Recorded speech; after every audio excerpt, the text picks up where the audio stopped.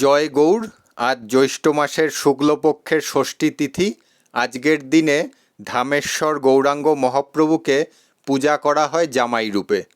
বিষ্ণুপ্রিয়া দেবীর বংশের জামাতা হিসাবে ধামেশ্বর গৌরাঙ্গ মহাপ্রভুকে সকাল থেকেই ধর্মীয় আচার অনুষ্ঠান রীতিনীতি মেনে নতুন ধুতি পাঞ্জাবিতে সাজিয়ে গলায় ফুলের মালা দিয়ে তাকে বরণ করা হয়।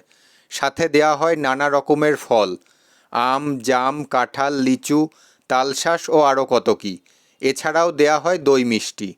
তারপর জামাইকে যেমন তালপাতার পাখার বাতাস দেয়া হয়, ঠিক সেই রকমভাবেই ধামেশ্বর গৌরাঙ্গ মহাপ্রভুকে তালপাতার পাখার বাতাস দেয়া হয়। আর দুপুরের ভোগে থাকে বিশেষ পদ, যেমন অন্ন, শাক, শুক্তো, মোচা, ডাল, ছানার রসা, পনিরের ডালনা, পুষ্পান্ন, বেগুনি ভাজা, আমের চাটনি, পায়েস, দই, মিষ্টি, পান ও জামাই ষষ্ঠীর বিশেষ আকর্ষণ আম দই ক্ষীর।